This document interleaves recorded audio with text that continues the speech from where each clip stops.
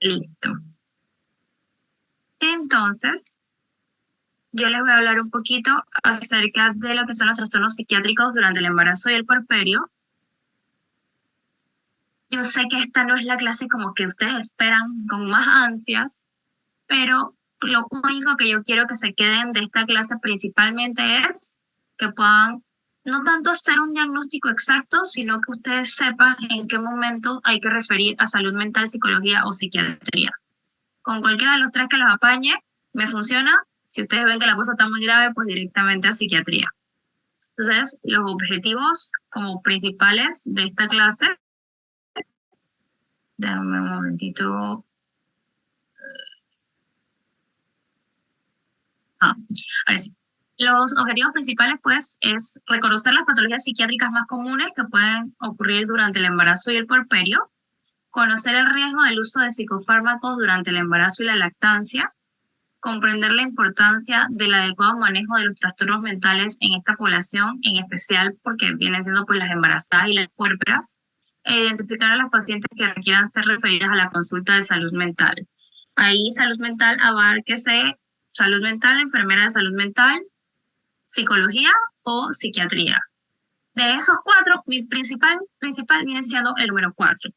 Ya los demás, pues obviamente ustedes se pueden apoyar. Si hay riesgo de uso de psicofármacos, ustedes tienen el celular a la mano. No en todos lados hay señales, pero por lo menos van a poder como que investigarlo, reconocer las patologías, como por lo menos tener más o menos la idea. Y en cuanto a la importancia, pues aquí sí es súper importante porque no estamos hablando nada más de una persona, sino que estamos hablando de la mamá y el bebé. Entonces, en cuanto a las generalidades, saber que parte de la importancia de esta población es que un cuarto de las embarazadas y las puérperas pueden presentar algún tipo de trastorno psiquiátrico y se divide, como quien dice, en tres grandes grupos. Las pacientes que ya han sido diagnosticadas con alguna patología psiquiátrica que luego quedan embarazadas, las pacientes embarazadas que desarrollan algún trastorno psiquiátrico y aquellas que desarrollan algún trastorno psiquiátrico ya en el puerperio. Regálenme 30 segundos.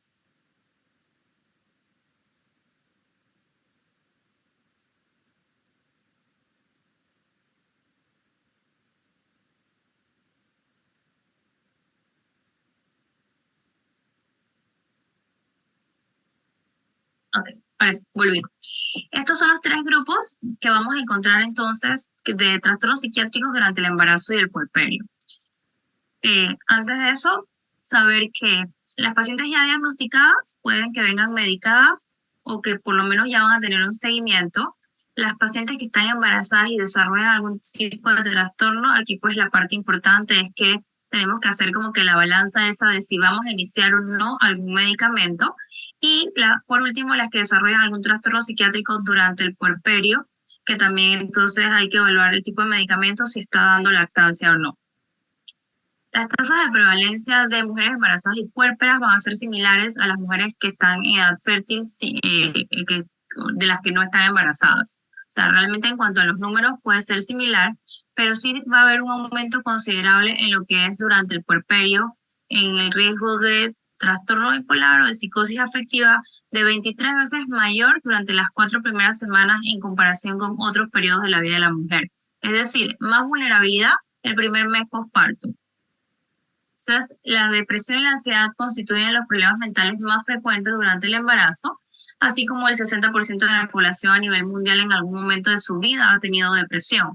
Pero particularmente en las embarazadas se llegan a afectar cerca de 10 a 15 de cada 100 mujeres, o sea que realmente es un número relativamente alto. Pero primero quiero hacerles la aclaración que depresión y tristeza no es exactamente lo mismo. Tristeza es un síntoma que está dentro de la depresión que se considera enfermedad. Entonces, la depresión es una enfermedad médica que afecta aproximadamente a 1.000 millones de personas en algún momento de la vida en todo el mundo. Al 10% de las mujeres embarazadas pueden llegar a presentar un trastorno depresivo mayor o menor, y la prevalencia es de 1 de cada 8 en la enfermedad materna más frecuente en el posparto. Pero no es lo mismo sentirnos tristes porque salimos mal en el examen de OBSTE a que me llego sintiendo mal todo el semestre y vengo arrastrando. Casualmente tengo una colega que estoy atendiendo, que yo le di clase, y me dice, Chuleta, doctora, ¿qué diferencia hubiera sido que yo hubiera empezado a atenderme antes de empezar el internado? Y ahora se nota mucho más la diferencia porque me concentro mejor, no me siento desganada, estoy como mucho más productiva, me fue súper bien en la rotación. ¿Y qué diferencia a antes y un después? Pero aquí es donde tenemos que hacer la diferencia, donde tristeza, y como somos médicos, de repente, bueno, nos podemos sentir tristes, pero no nos quita que podamos tener también pues una enfermedad. Y en el embarazo todavía se aumenta un poquito más como que la visibilidad de las embarazadas por el tema de los controles prenatales, y ahí es donde nos damos el apoyo también con los ginecólogos que están viendo más de cerca a la paciente y pueden detectar los síntomas. Entonces, la depresión postparto es la enfermedad, la complicación obstétrica más infradiagnosticada en los Estados Unidos. La depresión postparto se le llama la depresión sonriente, porque muchas veces está la dualidad donde la mamá se siente triste o se siente con todos los síntomas que incluyen la depresión, y está el bebé, la emoción, la alegría, la bendición de la familia, el primer nieto, el primer hijo, etcétera. Y entonces, por eso se le llama la depresión sonriente. Este es como un pequeño caso que les quiero leer, donde habla un poquito acerca de la depresión. Después de varios años de dolorosas pérdidas, pensaba que cuando tuviera mi bebé en brazos sería la mujer más feliz del mundo. Para mi sorpresa, a pesar del amor que me invadía cada vez que miraba a mi pequeño, en vez de sentirme feliz, me sentía angustiada, nerviosa y deprimida. Es el cansancio normal del posparto, me decía yo. Pasará pronto. Los nervios y la angustia no pasaban, iban cada día peor. Es cierto que mi bebé no era de esos niños fáciles que nunca llora y empieza a dormir 6 horas de corrido a los 2 meses. Al contrario, de noche se despertaba cada 2 horas con caca hasta el cuello y de día exigía abrazos y pechos continuamente. Berreaba a los 20 minutos de llegar a un lugar público y no hacía más que media hora de siesta cuando la hacía. También es verdad que acostumbrada, como estaba acostumbrada a trabajar, esto a entrar y a salir con un horario que me daba la gana, estar todo el día en casa, se me hacía como que estar cuesta arriba sin tener como que esa rutina del trabajo. Con decir que cuando llegaba mi marido salía como alma que lleva el diablo a comprar comida y me paseaba por los pasillos del supermercado como si fuera un parque de atracciones, los jabones, las cajas de cereales convertidos en mis amigos del alma. Aún así, mis emociones no se correspondían con la realidad. Todas las madres primerizas pasan por el shock de descubrir lo difícil que es la maternidad. Todas están cansadas y mal dormidas, pero no todas sienten que el mundo se les cae encima cuando ya han pasado varios meses desde el parto, ni sufren ataques de cólera contra su pareja, ni están convencidas de que son unas madres terribles, a pesar de que se desviven día y noche por su bebé y persiste este sentimiento de que son las peores del mundo. Entonces, aquí les voy a hablar un poquito de la duración para el diagnóstico de depresión postparto. Están los diferentes criterios, pero en la actualización del Manual de Enfermedades de Salud Mental de Trastornos Psiquiátricos está que puede ser periparto 4 semanas antes o después del parto.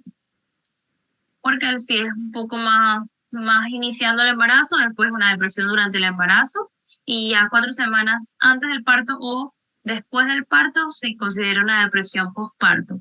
Para el Manual Internacional de Enfermedades se considera que sean 6 semanas, pero para la mayoría de los autores pueden ser 6 meses a un año. Entonces, esto fue una de las últimas actualizaciones que se hizo, que ya la depresión postparto, inclusive un año después, mamás que llegan, que no, es que mi bebé ya tiene un año y yo todavía estoy sintiéndome así y no, sigo sin dormir y sigo con poco apetito y a veces me molesta y trato de atender a mi hijo, pero siento que no lo hago bien porque no tengo el ánimo de hacerlo y estoy irritable. Entonces, probablemente están cumpliendo síntomas, criterios para una depresión postparto hasta un año postparto. La depresión se va a caracterizar por una tristeza persistente o constante por 2 semanas o más. Lo que yo les decía, no es lo mismo de sentirme triste un día versus las últimas 2 semanas de tu vida sintiéndote triste. Las tareas cotidianas, como lo que es dormir, trabajar, socializar o disfrutar la vida, están resultando difíciles. No se disfruta lo que se solía proporcionar placer, la anedonia, la pérdida del placer de hacer las cosas. La familia y amigos, el desempeño en el trabajo y todos los demás aspectos de la vida cotidiana se pueden ver afectados. Pueden haber problemas con la pareja, pueden haber problemas familiares, el desempeño con los compañeros de trabajo, si ya han retornado al trabajo, también se forman como todo un problema. Entonces, muchas veces se considera pues la depresión enmascarada, donde existen síntomas físicos dentro de la depresión, pero ay, es que no, dormí mal, usted estoy como con un dolorcito. La parte de los problemas gastrointestinales, constantes náuseas, dolores en el epigastrio, temas de diarrea alternando con constipación, los dolores como dolores musculares, también cefaleas, la fatiga, la debilidad, la incapacidad para trabajar, la alteración en el sueño y las alteraciones en el humor, estos cambios donde tienen tristeza alternando con irritabilidad, también se consideran síntomas físicos de la depresión y por eso a veces se les llama la depresión enmascarada.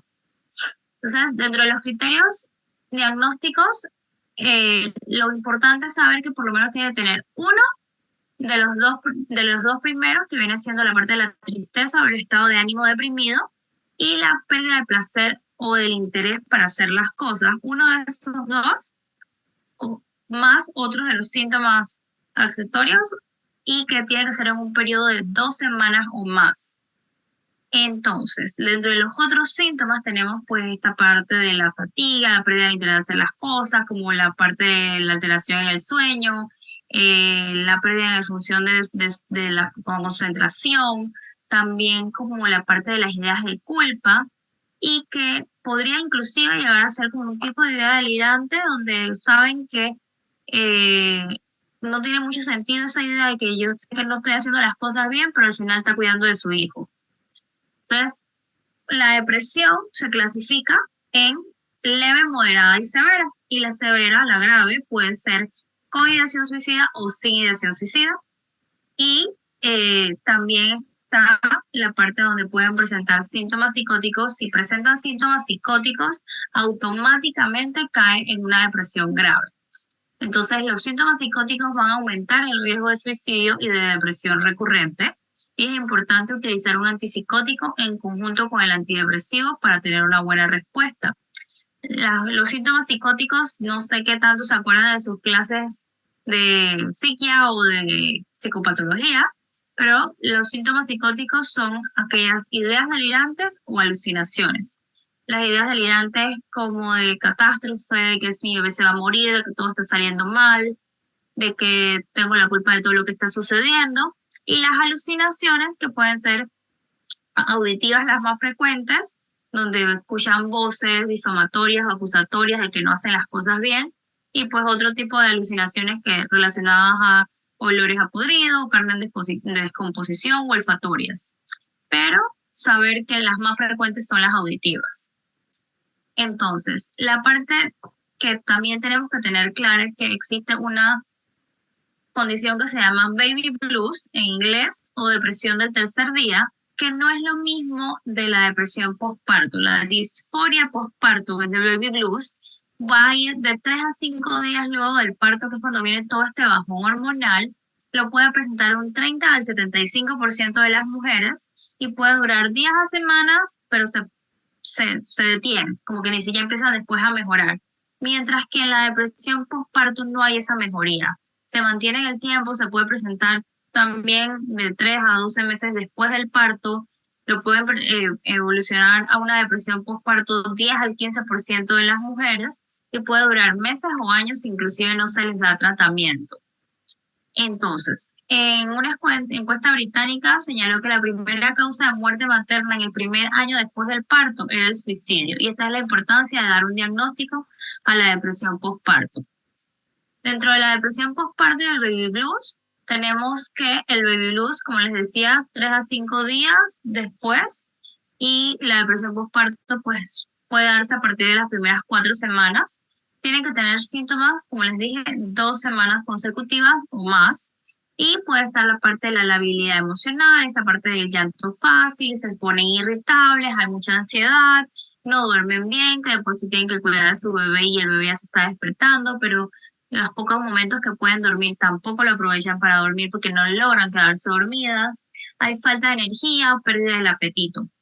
Tenemos que tomar en cuenta que en este momento hay bastantes cambios hormonales muy rápidos, entonces puede dar como esa sensación de sentirse así como que abrumada, como muchas cosas que no pueden controlar y se sienten incapaces pues de realizar el cuidado del niño, hay dudas sobre su estabilidad y también todo lo que conlleva pues el cambio psicosocial de tener un nuevo miembro en la familia y todos los cuidados alrededor de este bebé.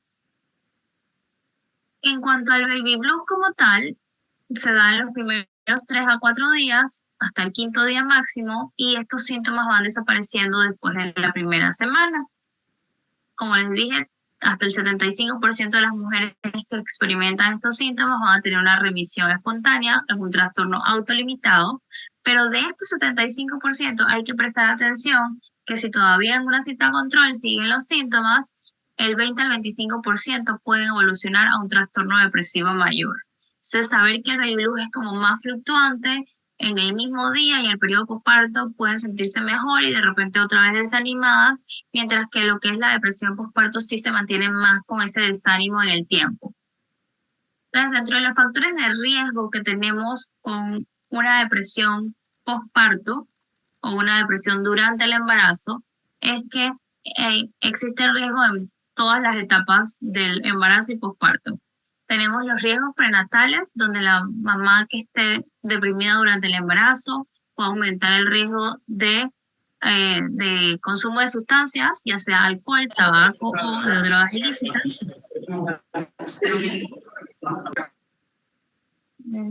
Ya. Y también está la parte del descuido del cuidado personal. Chicos, si tienen alguna pregunta durante, me las hace o si las quieren hacer al final también es válido. Dentro de los riesgos alrededor del parto, tenemos que, como ya está estos otros antecedentes, también se puede asociar un bajo peso al nacer, porque uno de los síntomas es también la alteración en el apetito, entonces muchas veces no quieren comer las mamás, y también está la parte donde el consumo pues, del tabaco, también tienen hijos con menos peso al nacer, puede haber un mayor riesgo de preeclampsia y de partos pretérminos y una mayor incidencia de cesáreas, agotamiento también durante la labor del parto y al final se intentan de todo para que la mamá pueda tener un parto normal sin ninguna otra complicación, sin ninguna distocia, sin ninguna desproporción cefalopélvica y de repente la mamá no logra parir y quedan en cesáreas. Y luego también tenemos lo que son los riesgos postnatales, donde entonces falta un apego de la mamá con el bebé y no se da lo que es la lactancia materna, hay una mala técnica, no hay motivación. Esto lleva a que haya un retraso en el crecimiento, una disminución del coeficiente intelectual de estos lactantes y de niños, que también hace que los lleven menos al pediatra, no vayan a sus citas médicas y también una mayor asistencia entonces a consultas en urgencias, mayores problemas en la pareja y de las relaciones y a futuro más adelante van desarrollándose niños con dificultades en las relaciones sociales y que pueden tener un mayor riesgo de desarrollar enfermedades mentales también. Entonces, como les dije que les iba a agregar algo verbalmente, hace poco también estuve leyendo un artículo donde mencionaban la parte de la epigenética, donde habla que hasta 3 generaciones atrás de la abuela, madre e hijo se va heredando todo lo que son ciertas características o ciertos genes, en verdad ciertos pedacitos de genes, donde se van heredando también lo que son traumas y si hay depresión durante el embarazo o posparto de la abuela, es más probable que la mamá o la nieta en su futuro también puedan desarrollar una depresión posparto durante el embarazo. Entonces, digo, hay muchos factores que intervienen en la depresión, al final sigue siendo multifactorial, pero recordar que también es cierto que si hay una genética relacionada, hay un mayor riesgo. Entonces, los auxiliares para el diagnóstico, si ustedes se sienten como que inseguros, como que sí o no, y quieren apoyarse en alguna herramienta, tenemos la escala de Hamilton para la depresión, tenemos también la escala de puntuación de Montgomery-Åsberg y la escala de Edimburgo, que esta es, como que dice, mi favorita, porque esta se puede aplicar durante todo el embarazo y de 6 a 8 semanas postparto. Y se las estoy dejando aquí en la primera, en esta tabla, donde la escala para depresión postparto se puede aplicar en embarazo y en postparto.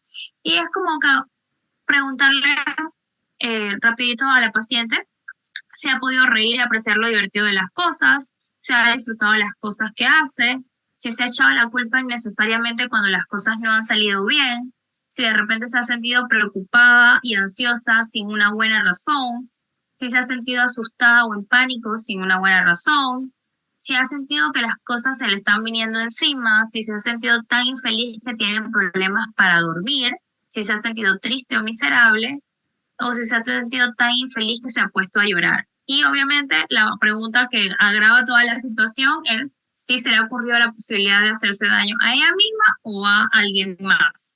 Entonces, allí, en esa escala, dependiendo del puntaje, allí entonces podemos hacer la referencia también para atención. En cuanto al manejo, recuerdan que les dije que si la clasificación es leve, moderada y severa. Si es leve, todavía podemos dar un manejo con psicoterapia y grupos de apoyo. Si es moderada, severa, pues ya vamos a requerir el uso de medicamentos antidepresivos y dependiendo del caso, muy probablemente también una hospitalización. Y en el posparto o sea, evaluar si es una depresión posparto o baby blues, tener siempre la parte de la psicoeducación, explicarle todo a la paciente, vigilar y dar seguimiento, importante apoyarnos en los familiares y pues evaluar la parte de considerar el uso de medicamentos.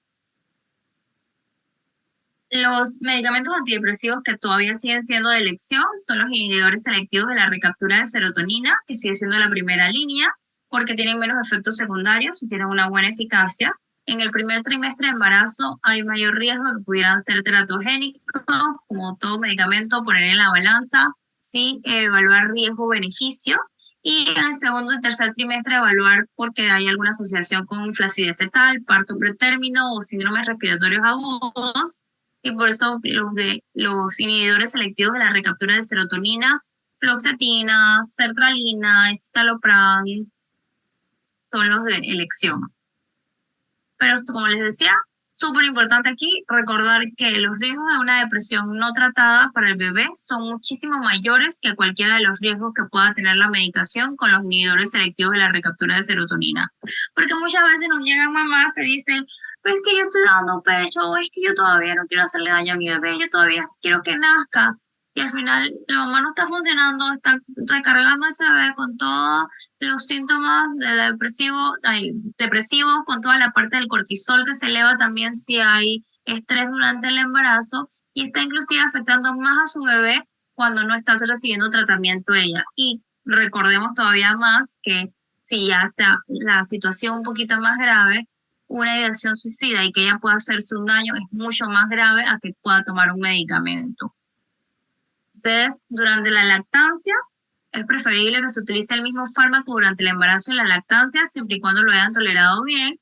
Y también tenemos que en algunos casos, aquí en Panamá principalmente, cuando ya hay una hospitalización, se puede utilizar lo que es la terapia electroconvulsiva. Esa está aprobada durante el embarazo. Y es un tratamiento seguro, con muy pocos efectos secundarios, tanto para la madre como para el feto, y son transitorios los poquitos que tienen, que es como un dolor de cabeza. Entonces, en cuanto al primer tema que quería abordarles era la depresión, que es lo más frecuente, y ahorita vamos a abordar un poquito sobre el trastorno bipolar en el posparto o el trastorno bipolar durante el embarazo. El trastorno bipolar pues también sigue siendo de alta prevalencia, no tanto como la depresión, pero sigue siendo de alta prevalencia. Y si hay antecedentes de este trastorno, sí hay una alta incidencia de recurrencia o de una crisis en el posparto. Los factores desencadenantes igual puede ser todo el cambio hormonal, estresores sociales, deprivación del sueño, pero también saber que durante el embarazo y el posparto es importante mantener algún tipo de medicación para evitar recaídas, aunque sea a una dosis bien chiquitita. Y saber que la recaída más aparatosa viene siendo la manía. Un episodio maníaco puede durar una semana o menos si dependiendo si la paciente requirió hospitalización.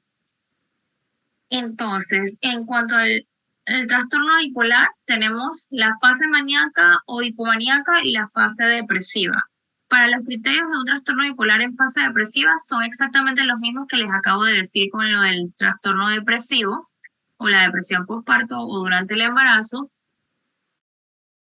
mientras que en la parte de los criterios diagnósticos para un episodio de manía o hipomaníaco, la duración, la diferencia entre una manía y una hipomanía es que la hipomanía dura como 4 días, mientras que la manía como tal dura al menos una semana, y es donde tengan este ánimo muy exaltado, persistentemente elevado, expansivo, irritable, y tienen 3 o más de los siguientes síntomas: una autoestima exagerada, ideas de grandiosidad, la verborrea o la más hablador de lo habitual, la disminución de la necesidad para dormir, sienten que 3 horas durmieron y estoy perfectamente bien, la fuga de ideas, la distractibilidad, el aumento de la actividad intencionada o también la implicación en actividades placenteras que tengan un alto riesgo de tener consecuencias graves,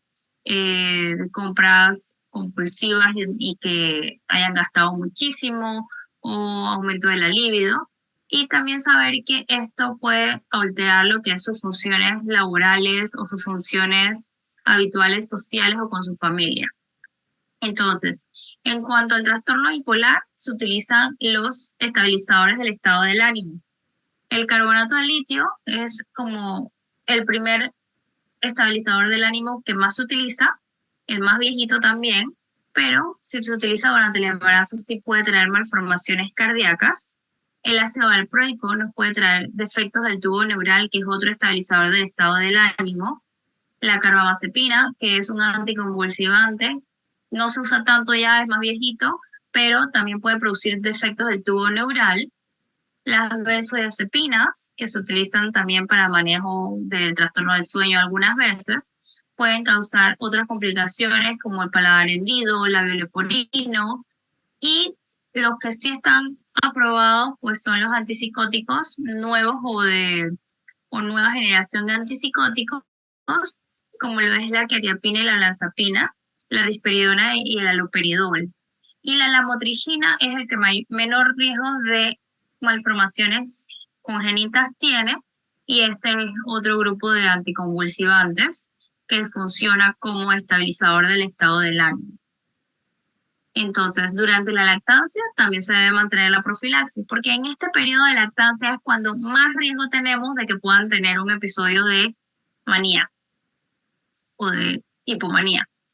Y la carbamazepina y el valproato si son seguros durante la lactancia. Si, digamos, soy una embarazada que durante su embarazo se manejó con nada, digamos, que dejó las medicinas porque aquí se mantuvo estable, pero vino la parte del posparto y llegó al hospital y ahí dijeron, pero ¿cómo tú tienes trastorno bipolar y no estabas tomando nada? Bueno, ya parió, no sé qué. Entonces ahí sí se puede considerar empezar lo que es el valproato. El que no se considera para nada es el carbonato de litio, porque les decía que tiene más complicaciones. Entonces, durante la depresión pueden tener síntomas psicóticos si es una depresión grave, y también tenemos que en la manía pueden haber síntomas psicóticos. Entonces se clasifica como que trastorno bipolar, episodio actual, maníaco con síntomas psicóticos, o trastorno bipolar, episodio actual, maníaco sin síntomas psicóticos, o trastorno bipolar, episodio depresivo grave con síntomas psicóticos. Entonces, vamos a hablar un poquito acerca de la psicosis postparto. En esta parte, a la psicosis pues tiene una alteración de lo que es la percepción de la realidad. Está asociada fuertemente a, como les decía, trastorno bipolar y depresión. Suele caracterizarse en la depresión en la madre con ideas de autolesionarse o lesionar al bebé, y también se inicia muchas veces como en la segunda o tercera semana o hasta las 8 semanas postparto. Digo, puede ser más adelante, pero lo más frecuente es que sea ahí medio inicial y puede durar hasta 3 a 5 meses postparto. O sea, ustedes ven aquí la imagen que tiene al bebé como que al ladito y se está tapando los oídos como que estuviera escuchando algo. Yo una vez tuve una paciente donde tenía ha sido como mi paciente más retadora de cuando yo estaba recién graduada, que llega al consultorio y me dice, doctora, podemos, el consultorio estaba dividido en dos y me dice, doctora, ¿podemos cambiarnos del lugar para las otras sillas? Es que yo siento que su cuadro me está viendo. Yo dije, ok, era un cuadro de unas palomas, una paloma grande con la paloma bebé, y me decía, es que yo siento que su cuadro me está viendo. Y después en lo que seguimos la entrevista me dice, es que yo siento que mi bebé me mira. O sea, estamos claros todos en medicina que el bebé no fija la mirada cuando está recién nacido. Entonces ella me decía, es que yo siento que mi bebé me está mirando. Y esos pues ya eran síntomas psicóticos. También pueden presentar alucinaciones, la parte de donde hay mucha impulsividad, condiciona un riesgo grave de suicidio e infanticidio, y este es el mayor riesgo, donde es una atención que sí se considera una emergencia psiquiátrica y que tiene un buen pronóstico si se diagnostica a tiempo. En este caso, sí hay que usar medicamentos. Entonces, es una emergencia médica, se maneja con antipsicóticos, los típicos como haloperidol, o atípicos ya están aprobados también, pues la quetiapina, que pueden tener efectos extrapiramidales y por eso hay que tener un monitoreo constante, siempre riesgo-beneficio, pero en el caso de ella por lo menos el esposo la estaba apoyando y creo que si no me equivoco venía como que la mamá también a dar el apoyo, entonces como que iban a hacer todo lo del cuidado del bebé mientras ella estaba también con los medicamentos y se estabilizaba un poquito más, y pues sí se manejó en casa, en el caso de ella porque tenía un buen apoyo familiar, pero tuve que ponerle antidepresivo y antipsicótico inmediatamente. ¿Por qué? Este era un embarazo no planificado. Cuando abordamos la historia familiar, la mamá también se había deprimido en el embarazo, y también entonces pues lo que agravaba todo el asunto es que tenía síntomas psicóticos, esta parte de que sentía que su bebé la veía, tenía ideas de que de repente la miraba y le podía hacer algo su bebé a ella cuando era un bebé recién nacido de menos de un mes de nacido. En caso de que presenten la otra patología, puede ser delirio. Entonces, esto sí ya es un poquito menos frecuente, por eso se los dejaba de último. El delirio o delirium es raro en obstetricia. Lo característico es que puede haber una alteración del estado de conciencia y un deterioro de las funciones cognitivas. Hay desorientación o retardo psicomotor, y puede a veces confundirse con la psicosis porque dentro del delirio pueden haber ciertas alucinaciones, pero sí hay diferencias en que el delirium es súbito. O sea, la otra parte donde es una psicosis postparto usualmente viene como con otros síntomas, está dentro del cuadro de una depresión o dentro del cuadro de una manía. Normalmente no debuta un cuadro de esquizofrenia distinto al embarazo, probablemente ya vienen con una historia previa, pero si es un delirium se puede dar no siempre, debido a una causa médica, entonces inicia muy súbitamente. Se puede dar por una infección de las vías urinarias, una infección de vías respiratorias, o lo más frecuente que es en el posparto por el bajón de la hemoglobina, la pérdida sanguínea, la pérdida del volumen, que hace que tengan un bajón y puedan producirse entonces un cuadro un síndrome confusional agudo. La parte buena del delirio es que mejora súper bien una vez que ya resolvemos lo que es la causa de fondo. Si se resuelve el factor causal, ya sabemos que va a mejorar el delirio. Entonces, aquí les quiero hablar, ya casi que acabando, chicos, para no robarles más de su tiempo, la prevalencia de la depresión y ansiedad. Esto fue un estudio, que lo que voy a hablarles es un poquito de lo que es embarazo y pandemia. Lo dejé, pensé en quitarlo y que los 10 minutitos que me regalaron antes porque estábamos esperando que se conectara el resto, pero lo quise dejar porque yo quiero darle importancia de lo que fue la pandemia en nuestras vidas. que sí fue como que un antes y después, por lo menos en salud mental, yo digo que sí trajo algo bueno, que fue la visualización más allá de la salud mental, darle la importancia tal vez un poquito más, esa importancia y esa visibilidad a lo que es la salud mental, pero también no dejar de ver el antes y el después de lo que influyó la pandemia en toda la población. Entonces, este es un estudio donde evaluaba la prevalencia de depresión y ansiedad en embarazadas, la población general, y en embarazadas durante la pandemia por SARS, por COVID. Entonces, en la población general estaba en 12.8% los casos de depresión, y en la población general antes del COVID era 7.4 a 12.8. Cuando vino la pandemia, aumentó a un 38% en embarazadas. Y los casos de ansiedad de 13.6 en población general y 15.2 aumentó de 15.2 a un 59% los casos de ansiedad en embarazadas durante la pandemia del COVID.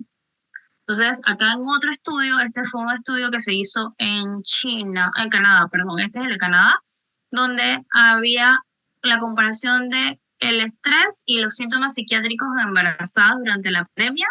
Se hizo en centros de maternidad antes del inicio de la pandemia entre abril de 2018 y marzo de 2020, y luego se hizo nuevamente, se reclutó nuevamente otro grupo durante la pandemia en abril del 2020.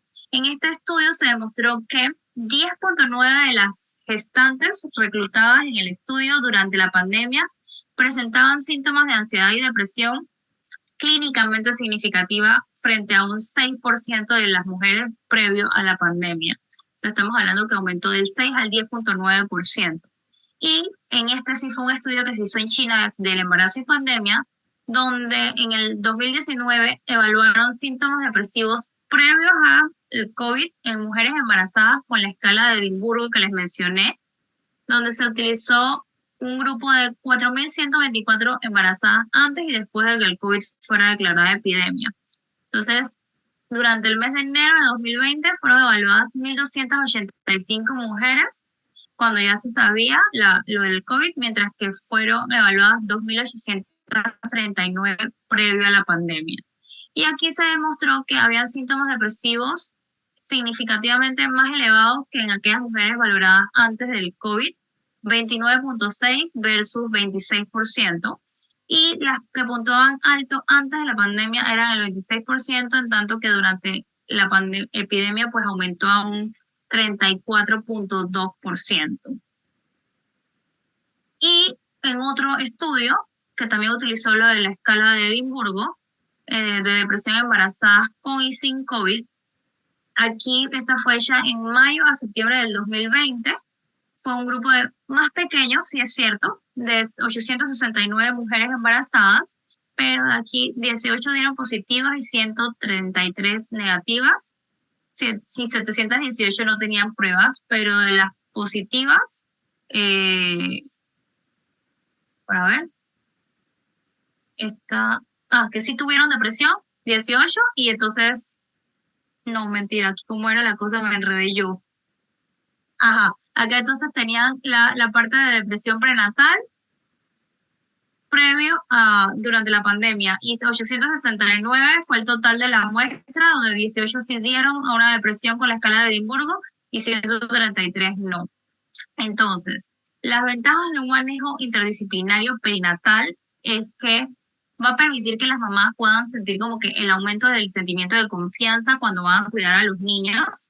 También van a mejorar el seguimiento médico del embarazo y bebés, va a disminuir la inseguridad, va a promocionar esta parte del bienestar físico, psicológico y social, va a recuperar y promover las capacidades maternas, va a ayudar a contrarrestar la soledad y la inseguridad de los profesionales y de las madres en tiempos de pandemia, contribuyendo a la prevención de trastornos en la madre, el bebé o el vínculo de ellos. Es bien importante hacerles énfasis en esa parte del control postnatal o la parte del seguimiento en su cita con ginecología. Muchas veces me llegan referidas también es por neonatología o los pediatras, que ahí es donde se van detectando los síntomas de depresión en la mamá y entonces ahí quedan referidas con psiquiatría. tenemos que recordar finalmente que en el abordaje del primer trimestre del embarazo, la decisión de iniciar el tratamiento va a depender de si hay factores de riesgo y si la paciente ha tenido embarazos previos con crisis. Si se va a seguir el tratamiento, intentamos dentro de lo posible que sea monoterapia, utilizar las mínimas dosis efectivas y los medicamentos que tengan menos riesgos teratogénicos. Y que pues ya en el segundo y tercer trimestre nos vamos con un poquito más de seguridad porque hay un menor riesgo teratogénico, pero que sí tienen un efecto sobre el comportamiento del niño, pueden tener bajo peso al nacer y partos pretérminos, y siempre acordarnos de la balanza esta del riesgo-beneficio. Entonces, lo importante es considerar disminuir el impacto negativo de la pandemia e integrar la atención de la salud mental junto con el resto de cuidados de la mujer gestante. En sus referencias, o si ven que hay dudas, o si ven una mamá que, ay, bueno, le estamos dando salida en sala 23, pero está como bien esa mamá está como llorando bastante. Háganle la referencia adicional, pon un papel carbón adicional y la mandan para salud mental en su área. Eso va a hacer una diferencia de por lo menos la mamá pueda tener una cita y pueda ser evaluada, aunque quede lejos la cita, pero saber que no hay una depresión postparto. Entonces, muchas gracias, chicos. No sé si tienen preguntas. Yo sé que hablo de que súper rápido siempre en mis presentaciones, pero espero que hayan entendido todo. No sé si tienen alguna pregunta. Ustedes me dirán. Buenas noches, doctora. Muy buena presentación. Yo tengo dos dudas. La primera es si esta pues, entidad se puede presentar tanto en embarazadas que hayan tenido parto vaginal como cesárea, ¿verdad? Okay. Sí, cualquiera de las dos, sí. Es que lo que me llama la atención es que pues los síntomas que van a presentar, o sea, si presenta como ese comportamiento de ansiedad, de inseguridad a los primeros días del parto o la cesárea, el diagnóstico que consideramos principal es baby blues. Eso es lo que primero agarro, eso es lo que primero entendí. Pero Exacto. lo que yo comprendo es que, por ejemplo, una primigesta, por ejemplo, que haya dado parto vaginal, ese mismo día, pues ella se va a ir a la casa, pues, y no vamos a llegar como a ver qué desarrolla esos síntomas. O sea, ¿qué paciente vamos a nosotros a recibir que pueda tener este diagnóstico, por así decirlo? A ver,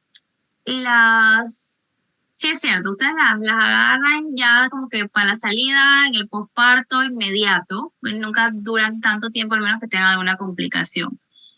Generalmente en nuestros hospitales públicos, quienes se quedan mucho tiempo después del parto es por alguna complicación o inclusive que puedan reingresar por una eclampsia posterior al posparto.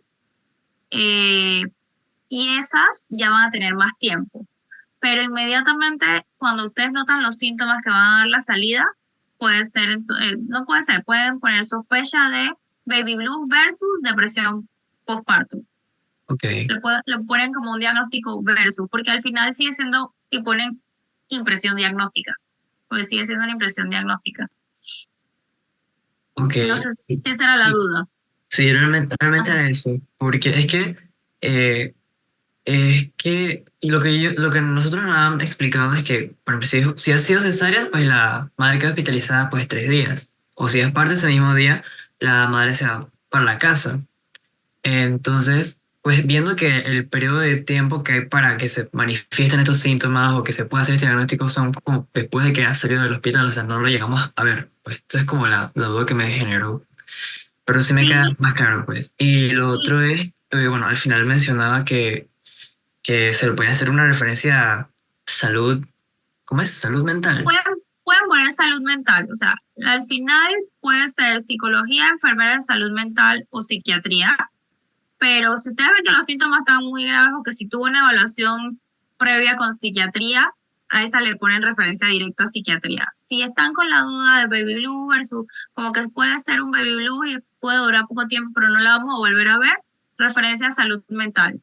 Ahí en nuestras unidades, centros de salud y policlínicas, tenemos la opción de ya referirlo con la enfermera de salud mental, no en todas, pero en muchas de las instituciones sí, y la enfermera hace como un triage Ahí ella entonces evalúa, no, esta paciente etapa medical, o esta paciente sigue mal, vamos a mandarla a psiquiatría. O bueno, esta paciente ya está como mejorando, pero por si las moscas, igual vamos a mandarla con psicología. En el caso de que no, igual salud mental, cuando llegan con la referencia a la institución pública o al centro de salud o a la policlínica, ellas en ventanilla les dicen, salud mental, ¿con quién? Con psicología, psiquiatría, y bueno, ya ahí sacan con alguna de las dos, con quien haya cupo más cercano generalmente. Y lo otro que te iba a comentar es que otra opción que también ustedes pueden verlo es que normalmente pues en el hospital no, pero a veces se citan como que si digamos estuvieran rotando algo de consulta externa o estuvieran en su segundo año de internado y le llega el corte de punto, que es en una semana. Ahí ustedes como si no siempre da el tiempo, tengo que serles honesta, en la pública no siempre da el tiempo y internado de saca trabajo, pero si llega y, es que revisan los papeles, mira, ella tenía una referencia a salud mental, o hacen una escala corta, no la de Edimburgo completa, pero mamá, ¿cómo se ha sentido? Y ha estado llorando mucho. Y si ustedes ven que la mamá se pone lábil, porque con este bajón hormonal, las mamás están como con todos los sentimientos a flor de piel. Si ustedes ven que hay ahí un cambio, esa parte sí, ahí ustedes como que, doctora, ustedes mismos le hacen la referencia.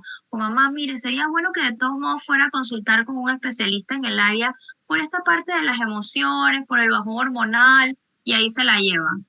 Y con lo del corte de puntos en la cesárea, pues también hacer esa parte de las preguntas. Vale. Muchísimas gracias, doctora. De nada. ¿Alguna otra pregunta? Yo sé que ustedes ya estaban cansados de las clases virtuales. Tienen que sugiéranle al doctor Reyes que mande mi nota con tiempo para poder darle al otro grupo la clase en persona la próxima vez.